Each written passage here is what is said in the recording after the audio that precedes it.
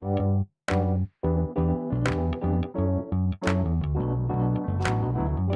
by Riverside.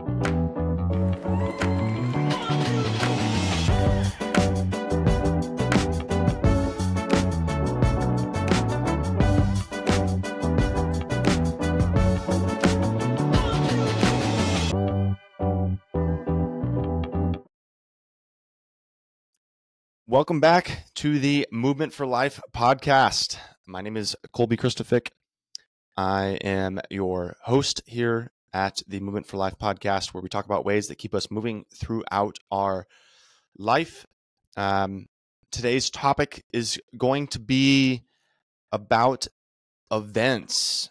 I'm gonna talk a little bit about Bring a Friend Day that happened this past weekend at our gym. And they're going to talk about how and why events can, one, bring people together, two, keep you moving. But before we jump into that topic today, I want to start with some ways that I moved in this past week. I finally, I got to do 3 CrossFit workouts last week, which was the goal. I worked out Tuesday, Friday, and Saturday. Amazing. Loved it. But I also talked about getting back into some pickleball, and I finally did. I got to play pickleball twice this past weekend. Loved it. I sailed again on Wednesday nights. We have 2 more weeks of our sailing season, so I got to do some CrossFit a couple nights a week. Then I got to do some pickleball a couple of nights. Then I got to sail one of my nights as well.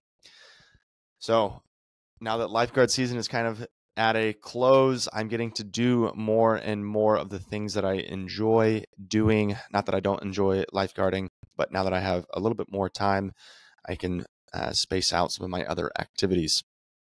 Looking forward to maybe some softball coming up in the fall. Great. I always want to know what you guys are doing. Give me a heads up in the comments down below. What are you doing to stay active, to stay moving? Tell me. It might be CrossFit, it might be running, it might be yoga, it might be Pilates, it might be pickleball, it might be golf, it might be swimming. Who knows? Tell me what it is. I want to know what you're doing to stay moving. Email me, Kolby at Oxnard Movement, OXNARDMVMNT.com. I want to hear it. Let's jump right into our topic for the day. It's going to be a little bit of a shorter podcast today, but I am coming out of the weekend very hyped up and very excited about how Bring a Friend Day went this past weekend. Once per quarter, we invite all of our members to bring friends and bring family to come into the gym and enjoy a workout with us. This past weekend, every single time that we've done that this year, we have broken records with how many people show up, how many friends show up. And on this one in August, we had 20 new friends show up and we had 18 members. We actually had more friends than we did members this past Saturday, which absolutely amps me up. That means we had 38 people working out inside these walls. And it was a ton of fun. And it kind of just got me thinking, what is the value or the utility of events for staying moving? And events can be listed as a number of different things. I think that I'll put them into like 3 different categories. I'll put them into maybe a couple of different, more than 3 different categories. I'll put them into competitions. So you can think of that like a race, a 5K, a half marathon, a Spartan race. You can think of them as gatherings, as social gatherings. So there might be some sort of exercise that happens at that event, but that is not the central location or central theme of the event. You could think of this maybe as like a camping weekend. Might be an event that I guess that might be centered around activity.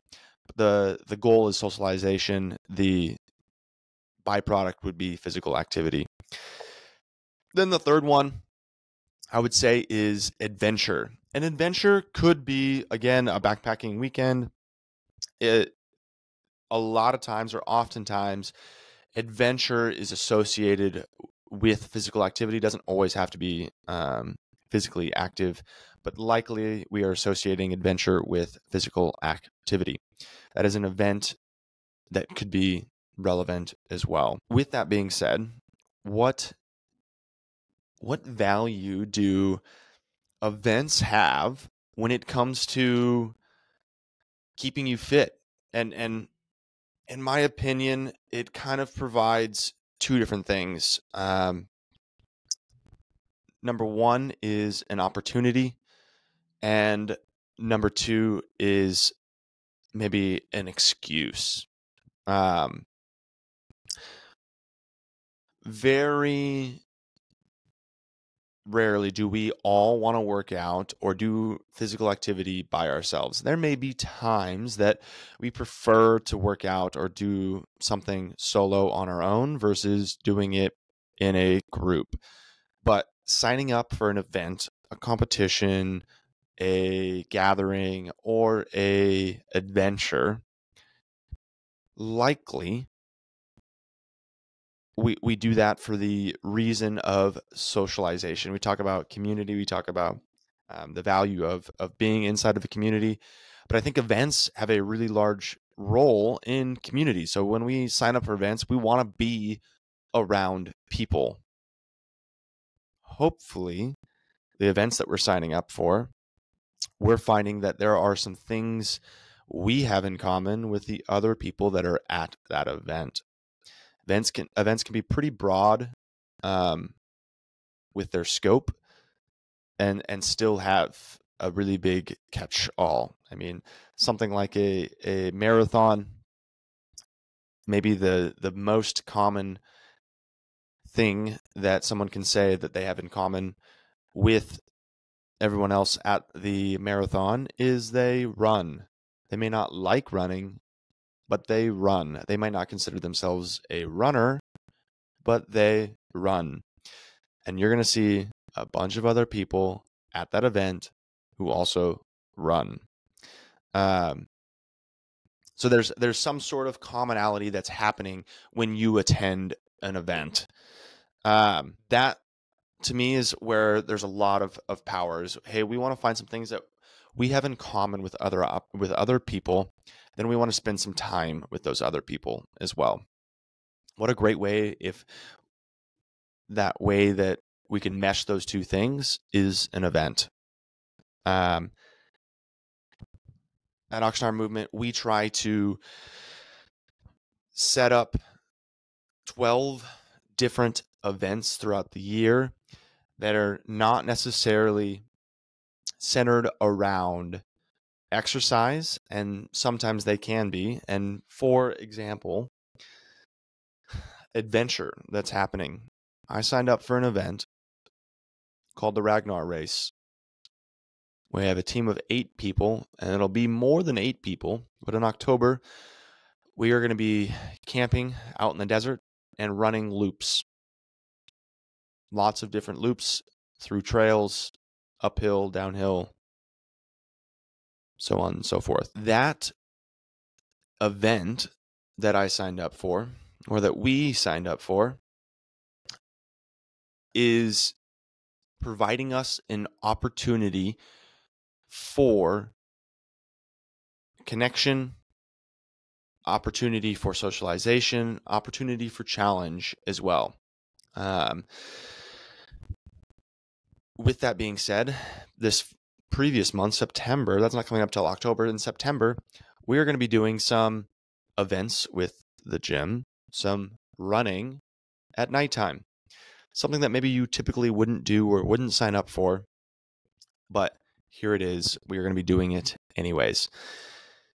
The big opportunity is we have a space full of people who can invite other people to those opportunities. And maybe you're in our gym and you don't come to any of these events, but you keep seeing them, you keep seeing them, you keep seeing them. And all of a sudden you're like, you know what? I think I need to attend one of these events. Let's find out what happens at one of these events. I think when we attend events, we can do it solo, we can do it with friends, but the end of the day, there is that intention of socialization, intention of connection, intention of community.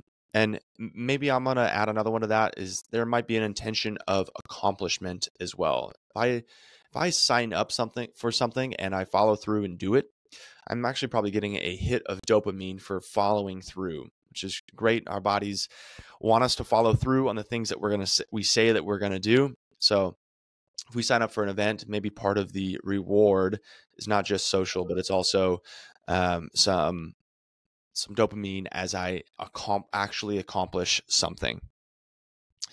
What are some events that we can attend? I'm sure that there are Facebook groups everywhere that host events.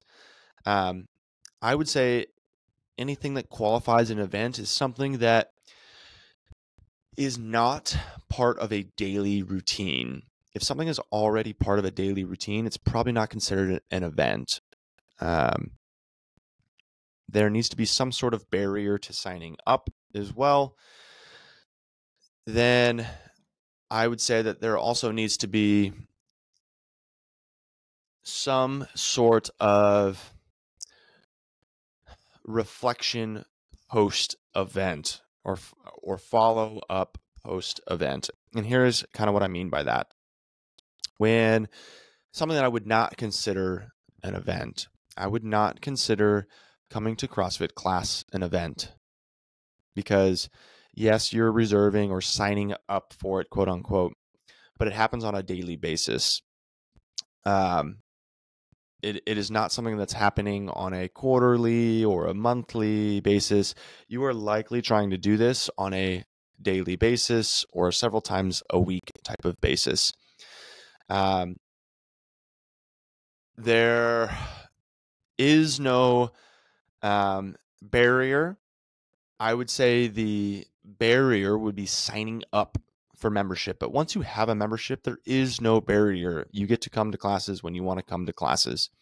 Where for signing up for an event, there is likely some sort of barrier before you can attend that event. The last thing that I said was, I think, frequency. No, follow up. When you are coming to a CrossFit class, there likely is not any follow-up or afterthought to that class. There might be some cool down, but oftentimes we're not thinking, hey, how was that class? How was that workout?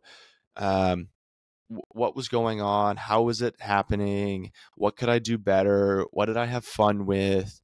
That can happen at a CrossFit class. Maybe it happens every once in a while, but it's not happening on a regular basis. But those three things are kind of the things that are happening at an event. It is not on a regular frequency.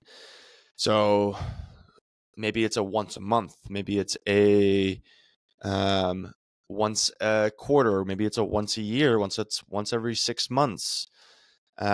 Maybe there's also some sort of barrier to entry. So there is a sign-up sheet that you have to write your name down for. Maybe there's an email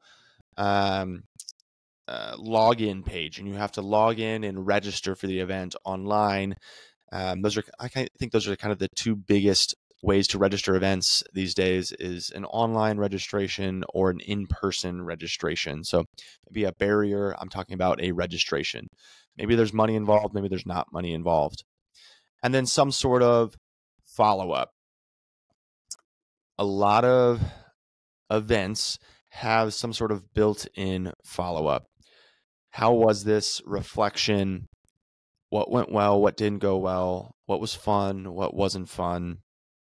What was challenging? What wasn't challenging? At smaller community events, that can happen within community. So meaning we reflect and do that reflection with each other. If we're talking about bigger events, there is still some sort of follow-up. The follow-up, and maybe you guys have seen this but never really realized what it was. There's kind of two things. You'll probably get an email a couple of days after your event that says, hey, remember you ran this thing or you did this thing? Check out some of the photos that were taken.